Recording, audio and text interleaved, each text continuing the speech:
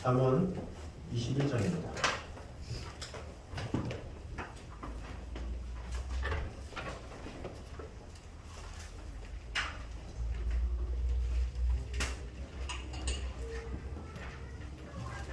잠언 21장 21절에서 25절까지 말씀입니다. 잠언 21장 21절에서 25절까지 말씀입니다.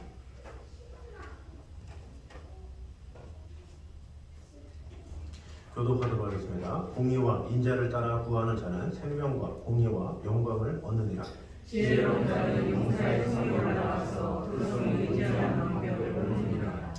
입과 혀를 지키는 자는 자기의 영혼을 환난에서 보전하느니라. 무례하고 교만한 자를 이름하여 망령된 자라 하느니 이는 넘치는 교만으로 행함이니라. 다 같이 읽겠습니다. 게으른 자의 욕망이 자기를 죽이나니 이는 자기의 손으로 일하기를 싫어함이니라. 아멘. 자, 오늘은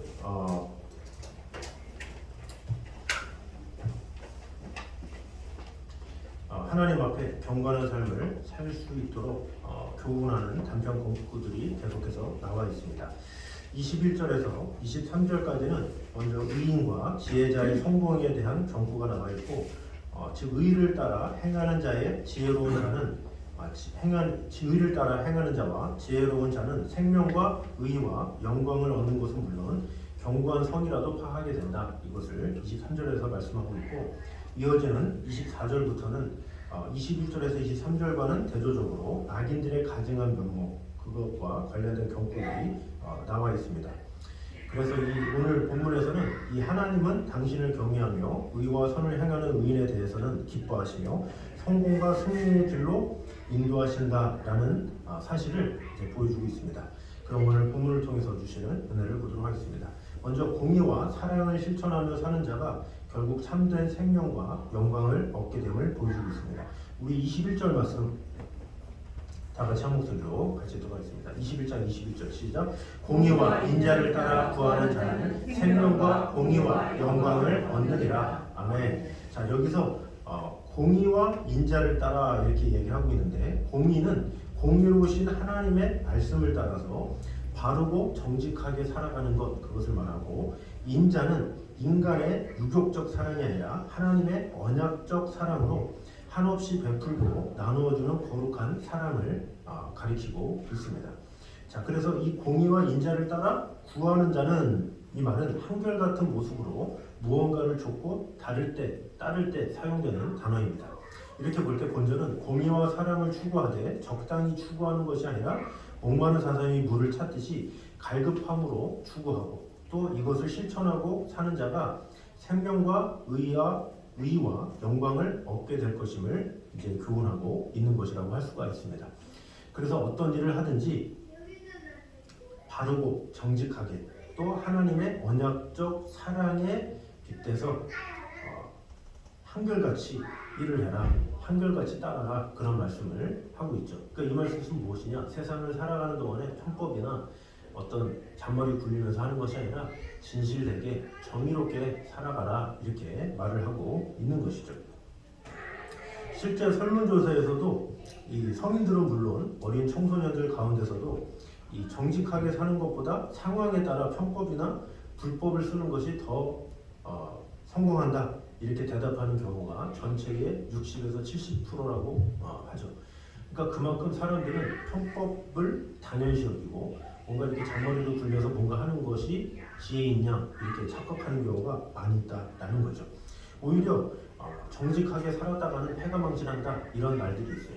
그래서 항상 지혜롭게 되려면 뭔가 좀 속이기도 하고 편법을 쓰기도 하고 뭔가 이렇게 해야지, 좀 변칙을 하고 이렇게 해야 성공을 하지, 그저 그냥 헤헤 거리면서 가만히 있다가 오히려 손해를 보는 경우가 많다. 이것을 세상의 어떤 교육에서 자연스럽게 접하게 된다는 거죠. 그것을 굳이 가르치지 않아도 자녀에게, 얘들아 살아갈 때는 편법도 필요하단다, 때에 따라서는 사람을 속이기도 해야 된다, 그렇게 말 안 해도 아이들이 알아서 그것을 익히고 그것이 옳은 것이냐 하는 경우가 상당히 많이 있다라는 거죠.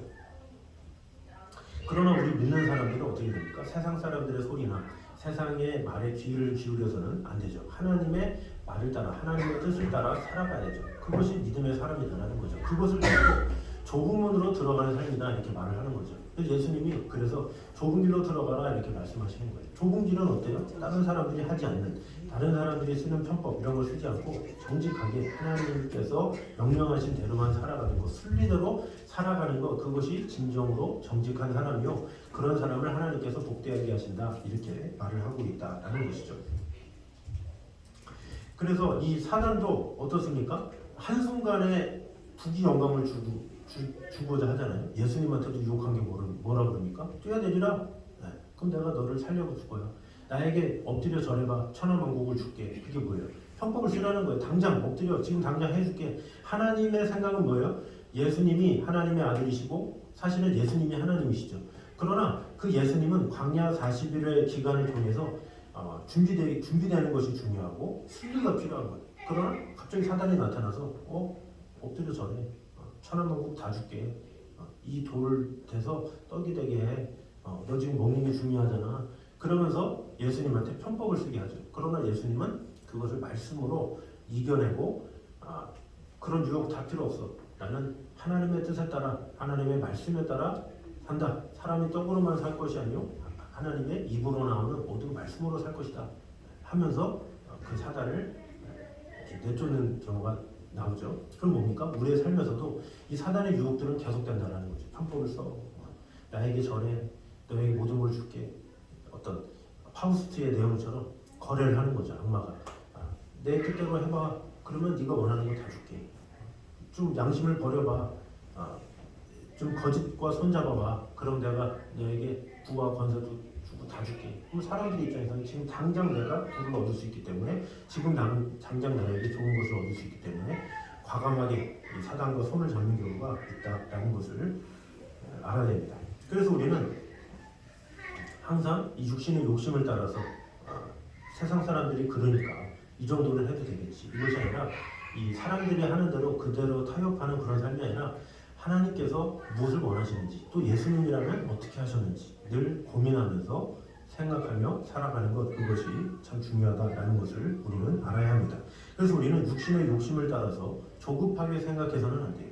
조급하게 항상 이런 일들을 지금 당장 일을 좋게 해결한다고 능사가 아니라 지금 당장 좀 늦는다 할지라도 제대로 처리하는 것, 또 시간이 지나도 후회하지 않도록 하는 것, 그것이 참 중요하죠. 근데 많은 사람들은 후회하든 안 하든 지금 당장 빨리 처리하면 좋겠다 이런 생각 때문에 일을 거스르게 되는 경우가 많다라는 거죠. 그래서 일의 결과는 주님께 맡기고 항상 내가 지금 이 순간 정직하게 온전히 옳고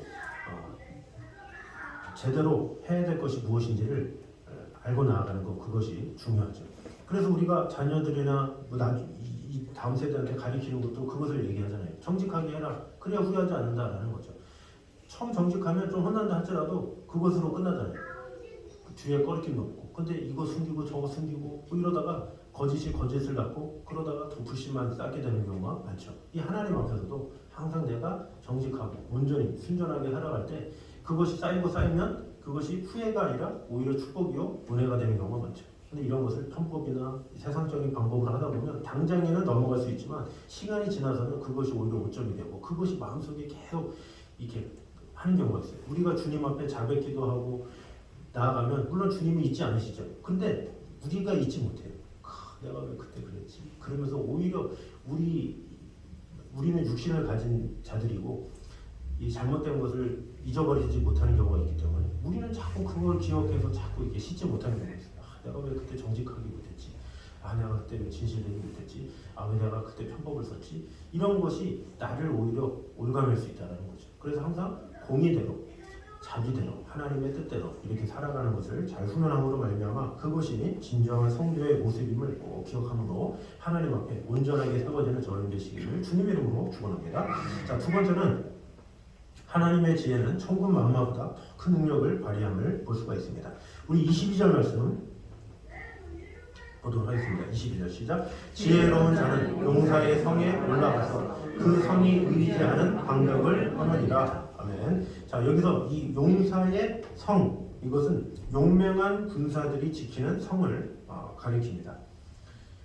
또 그 성이 의지하는 방벽을 헌다. 이것은 이 완벽한 방어 장치 그것을 말하는 거죠. 난공불락의 그런 요새도 할 수 있다라는 거죠.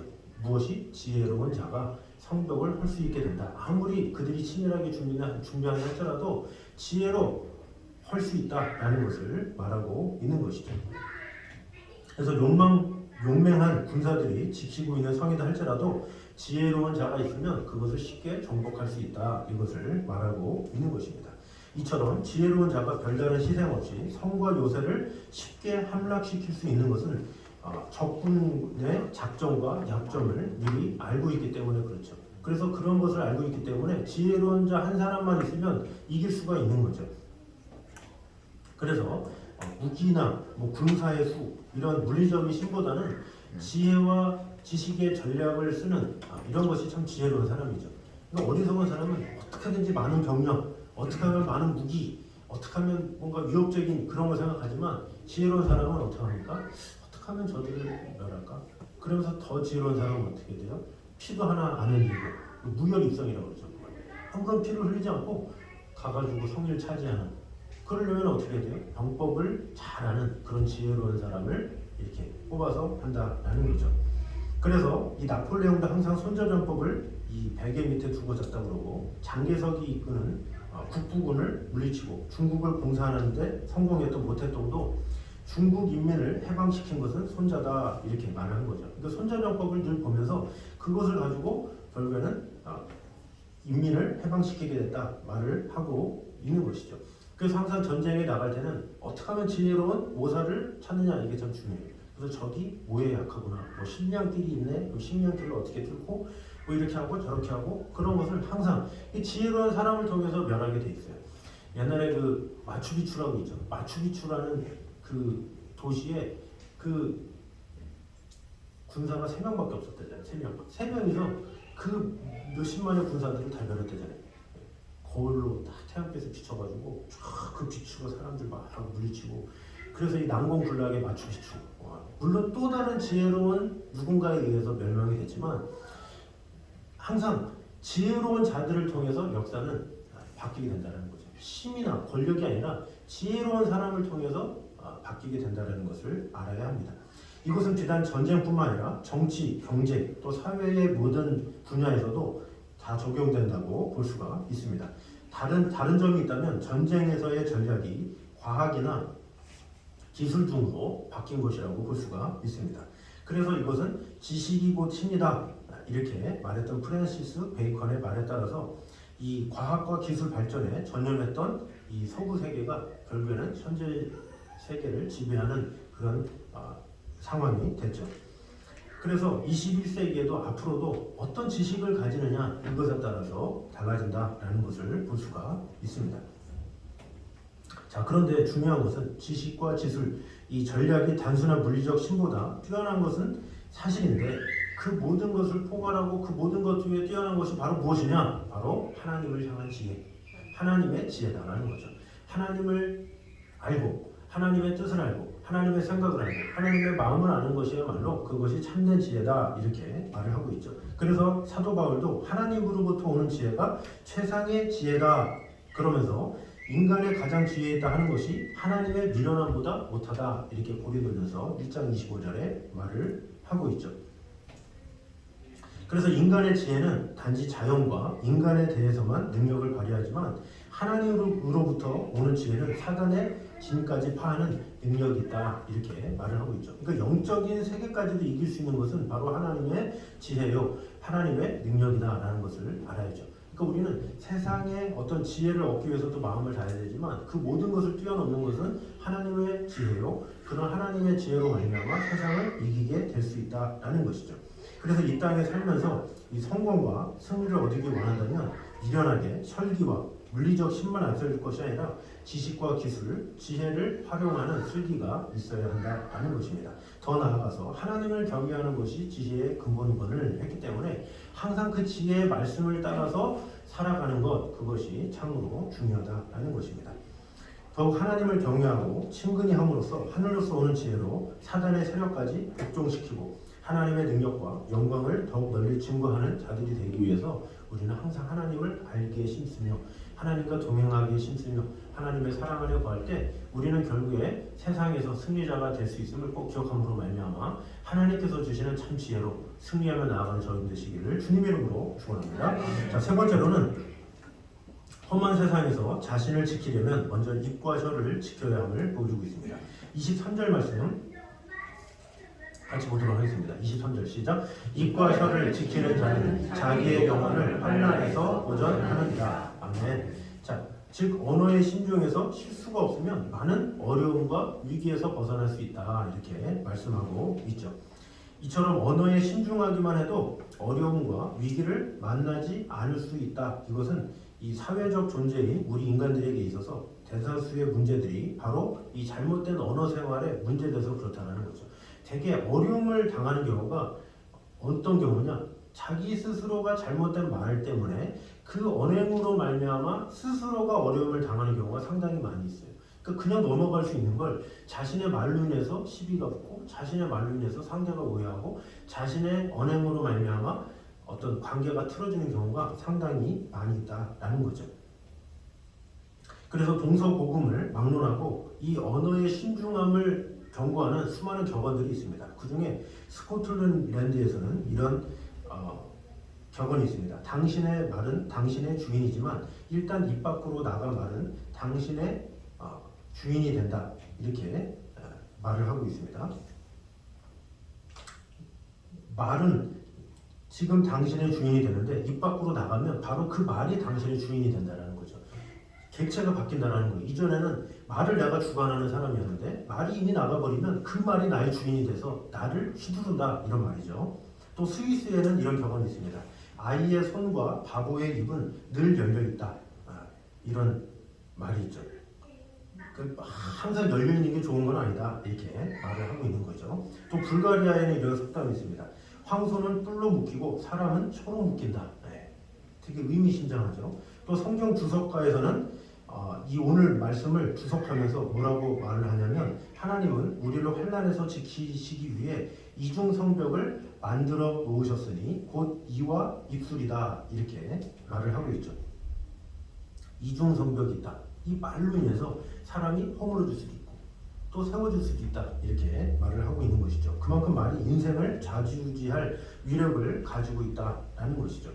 그래서 시편 141편 3절에도 여호와여 내 입에 파수꾼을 세우사 내 입술의 문을 지키소서 이렇게 말을 하고 있죠. 그러니까 내가 어떤 말을 하냐에 따라서 다른 사람을 세울 수도 있고 다른 사람을 넘어뜨릴 수도 있고 또 내 말로 인해서 분쟁이 일어날 수도 있고 화평이 일어날 수도 있고 그것을 꼭 기억함으로 말미암아 내 말로 말미암아 아름다운 일들, 화평의 일들, 사랑의 일들 그런 일들이 일어날 수 있도록 내 입을 하나님께서 주관하여 주셔서 내 입술로 말미암아 온전한 관계를 잘 세울 수 있는데 마음을 다하는 저는 되시기를 주님의 이름으로 축원합니다. 자, 마지막으로 게으름은 인간을 서서히 파멸시키는 말없는 살인자임을 보여주고 있습니다. 우리 마지막 25절 말씀 같이 한번 읽겠습니다. 시작. 게으른 자의 욕망이 자기를 죽이나니 이는 자기의 손으로 일하기를 싫어함이니라. 아멘. 자, 여기 보니까 게으른 자의 욕망 그러는데 이전에 개역 한글에는 게으른 자의 정욕 이렇게 말을 하고 있습니다. 이것은 어떤 대상에 대한 강한 집착과 욕망을 의미하죠. 그래서 이것은 가끔 하나님에 대한 사모의 의미로 사용되기도 해요. 하나님을 정말로 사모할 때 하나님을 진실하게 사모합니다. 이럴 때도 단어를 사용하기도 하지만 주로 인간의 육신적 탐욕이나 욕심에서 사용되는 경우도 많습니다.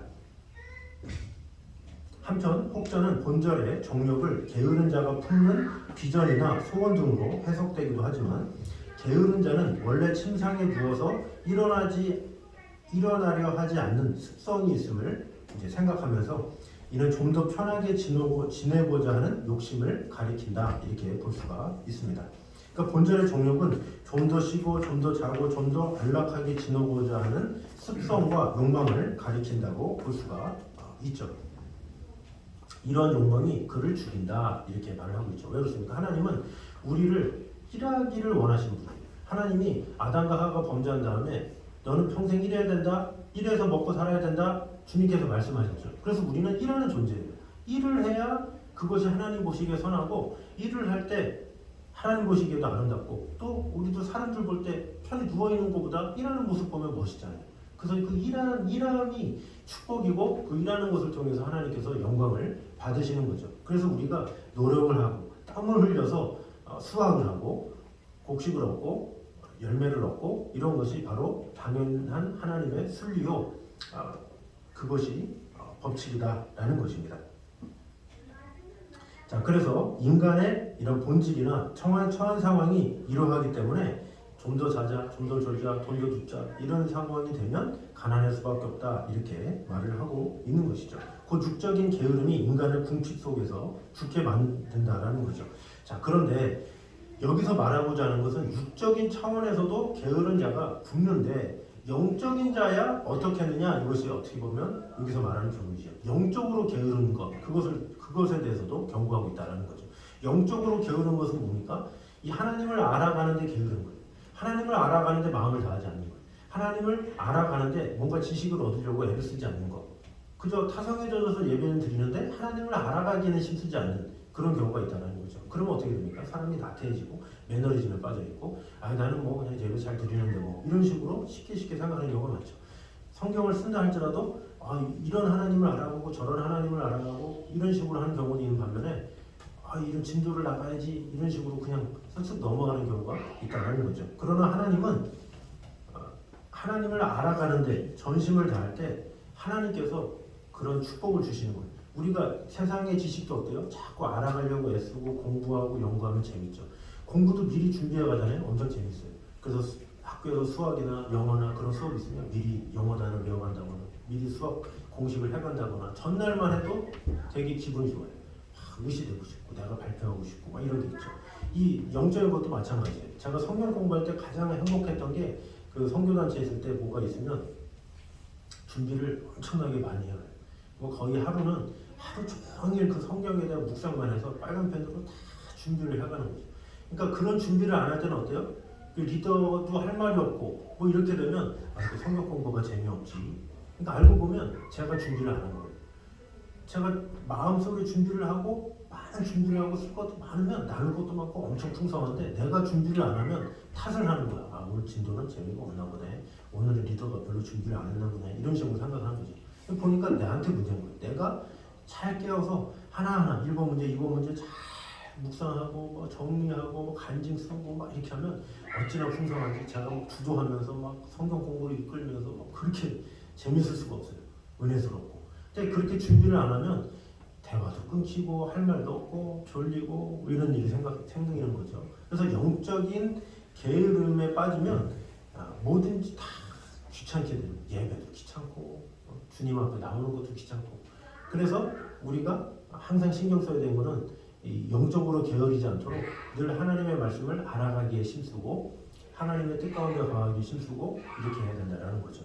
그래서 이것은 끊임없이 계속되는 거예요. 요즘에는 뭐 유튜버만 봐도 강해가 많이 나오잖아요. 그래서 저도 항상 듣고 또 보고 봐도 새롭고 뭐 하면서 많은 이렇게 유익을 얻는 경우가 상당히 많이 있어요. 그때는 막 정신이 깨어가지고 육신이 좀 힘들어도 그런 영혼의 양식을 들으면 이 살아있는 것처럼 그런 경우가 상당히 많이 있는 것을 볼 수가 있습니다.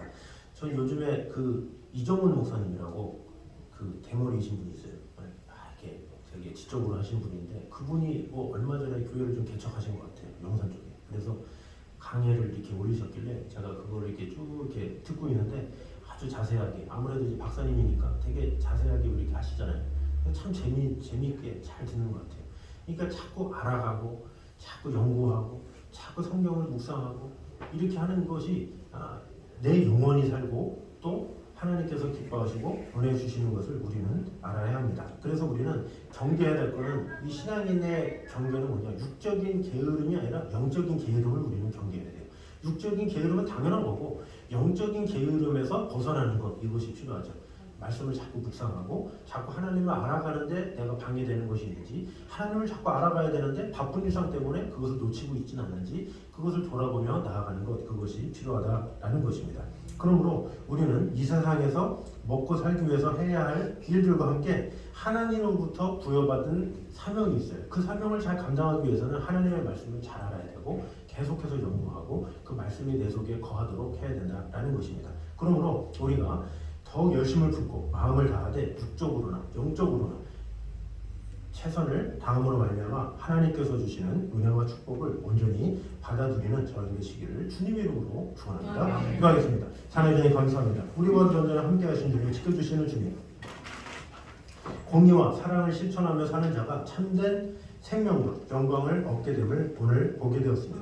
아버지 하나님의 뜻에 따라 정직하고 겸손하게 순리를 따라 행할 수 있는 그런 자들이 되게 하여 주시옵소서. 또한 하나님의 지혜는 천군 만마보다 더 큰 능력을 발휘한다는 사실을 오늘 보게 되었습니다. 세상을 이길 수 있는 힘이 지혜에 있다라고 했습니다.